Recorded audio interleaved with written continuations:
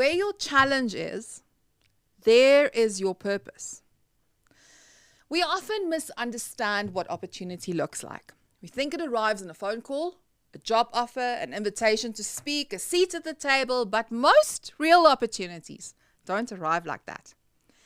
They arrive as a problem, as friction, something that bothers you enough that you can't ignore it. Opportunity is often wrapped up as a challenge. Khalil Gibran once wrote that when you encounter an obstacle in your path and do nothing about it, you become part of the problem. That line has stayed with me forever because it shifts responsibility back to us. As a trend analyst and cultural forecaster, when I do my work, I have to stare into the dark, monitoring the world, researching patterns, and often can feel a bit dystopian for me, and it really can get in my head sometimes. But my job is to see what's working, what's breaking, and what's coming next, and the good and the uncomfortable, and to help businesses spot risk and opportunity early. But somewhere along the way, I had to realize something very important. I couldn't just be the person calling out risk for profit. I couldn't just be the person that observes the future.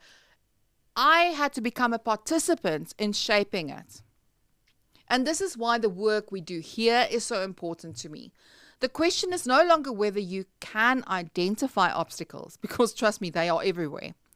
It's how you participate within your own mandate in reducing them. For example, you might be hiring a professional who notices that the AI systems you rely on are narrowing representation rather than expanding it. Quietly, that is reinforcing bias instead of removing it. Or you may work in an organization where procurement consistently favors large international consulting firms, while SMEs are systematically excluded. Or you might see that women are still not being paid equitably for the same work. The question then becomes, what are you doing about the obstacle? If you can see it, because it's right there, what are you doing about it in the problem you are aware of? And how do you position your influence? How do you use your political will? This is where purpose actually lives.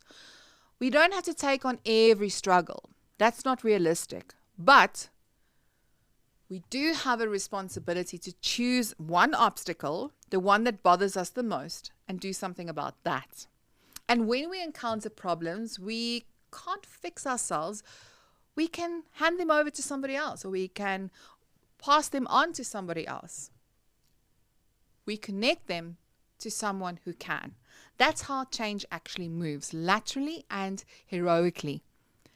Purpose is often romanticized as this one big calling of your life. I don't believe in that. In reality, it's this built through many small acts, removing one obstacle at a time from the road ahead. Where your challenge is, there is your purpose. This is where it begins.